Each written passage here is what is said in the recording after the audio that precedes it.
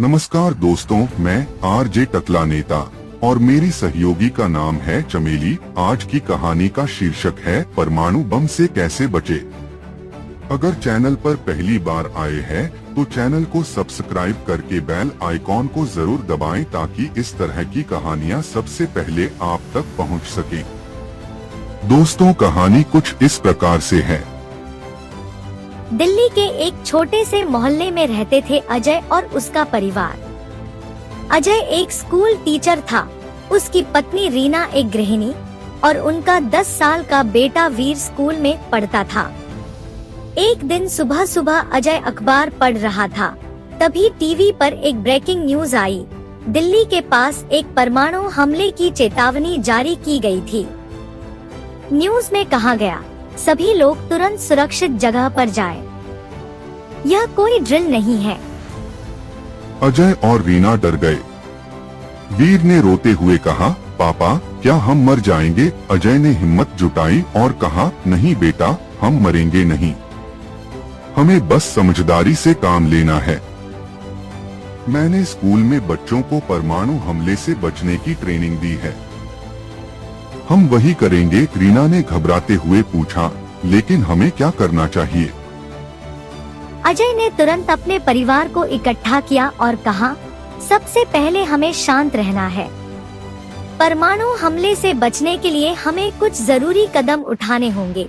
उसने अपनी ट्रेनिंग को याद किया और परिवार को निर्देश दिए। अजय ने कहा, हमें घर के सबसे मजबूत हिस्से में जाना होगा। हमारा बेसमेंट सबसे सुरक्षित है। वहाँ मोटी दीवारें हैं जो हमें रेडिएशन से बचा सकती हैं।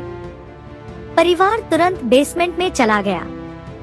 अजय ने दरवाजे और खिड़कियां बंद कर दी ताकि बाहर की हवा अंदर न आए। अजय ने कहा, परमाणु विस्फोट के बाद रेडिएशन सबसे बड़ा खतरा होता है। हमें कम से कम 24 घंटे यहाँ रुकना होगा ताकि रेडिएशन का पहला प्रभाव कम हो जाए। उसने बेसमेंट में पहले से रखे पानी के बोतल, बिस्किट और कुछ कंबल निकाले। उसने रीना से कहा, खिड़कियों को मोटे कपड़ों से ढक दो ताकि रेडियोधर्मी कण अंदर न आए। अजय ने अपने रेडियो को चालू किया और कहा, हमें सरकार की सूचनाओं पर नजर रखनी होगी। रेडियो हमें बताएगा कि बाहर निकलना कब सुरक्षित है। रेडियो पर खबर आई कि विस्फोट दिल्ली से 500 किलोमीटर दूर हुआ है। कहा जा रहा है, रिमोट कंट्रोल में खराबी आने के कारण दुश्मन का परमाणु बम उसी के शहर में गिर गया है। वैसे खतरे की कोई बात नहीं है, फिर भी एहतियातन के तौर पर लोगों को कम से कम 48 घंटे तक घरों में रहने की सलाह दी गई। अजय ने कहा, हमें अपने शरीर को रेडिएशन से बचाना है। अपने चेहरे को मास्क या कपड़े से ढक लो। अगर बाहर से कोई सामान लाना पड़े तो उसे अच्छे से साफ करना होगा।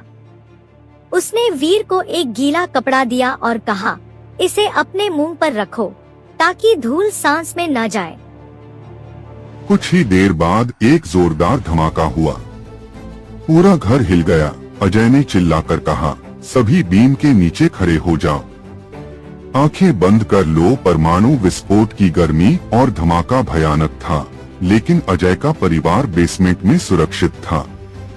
विस्फोट के बाद रेडियोधर्मी धूल हवा में फैल गई, लेकिन अजय ने पहले से सारी खिड़कियां बंद कर दी थीं, जिससे परिवार रेडिएशन से बचा रहा। अजय और उसका परिवार 48 घंटे तक बेसमेंट में रहे। वीर डर रहा था, लेकिन अजय ने उसे हिम्मत दी। बेटा, हमारी सेना और सरकार हमें बचाने के लिए काम कर रही है। हमें बस धैर्य रखना है। रीना ने बच्चों की कहानियां सुनाकर वीर का मन बहलाया। रेडियो पर खबरें आती रहीं कि सेना और राहत टीमें लोगों को बचाने में लगी हैं। 48 घंटे बाद रेडियो पर घोषणा हुई, रेडिएशन का स्तर अब कम हो गया है। लोग सावधानी से बाहर निकल सकते हैं। पानी और खाने को अच्छे से साफ करें। अजय ने परिवार को बाहर निकाला। बाहर का मंजर भयानक था। धूल और मलबा हर तरफ फैला था, लेकिन अजय का परिवार सुरक्षित था। अजय और उसका परिवार राहत शिविर में पहुंचा, जहां सरकार ने उनके लिए खाना, पानी और दवाइयां मुहैया कराईं। वहां मौजूद एक अधिकारी ने अजय से पूछा, आप लोग कैसे बच गए? अजय ने कहा, मैंने स्कूल में परमाणु हमले से बचने की ट्रेनिंग ली थी, उसी ने हमें बचाया। अधिकारी ने उसकी तारीफ की और कहा, आप जैसे लोग दूसरों के लिए मिसाल हैं। अजय और उसका परिवार न सिर्फ परमाणु हमले से बच गया, बल्कि उन्होंने आसपास के लोगों को भी सिखाया कि ऐसी स्थिति में क्या करना चाहिए। इस घटना ने अजय को एक नया मकसद दिया। वो अब अपने स्कूल में बच्चों को आपदा प्रबंधन की ट्रेनिंग देने लगा। उसने कहा, जानकारी ही हमारी सबसे बड़ी ताकत है। अगर हम तैयार हों, तो हर मुसीबत से बच सकते हैं। अजय ने संदेश दिया, परमाणु हमले से बचने के लिए पहले से तैयारी, शांत मन और सही जानकारी बहुत जरूरी है। सुरक्षित जगह पर जाएं, रेडिएशन से बचें और सरकारी निर्देशों का पालन करें।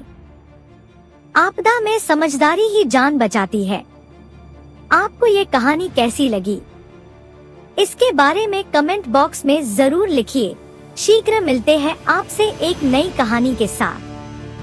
हाँ, YouTube पर हमें प्यार करने वाले चैनल को सब्सक्राइब और Facebook पर देखने वाले पेज को फॉलो जरूर कीजिए।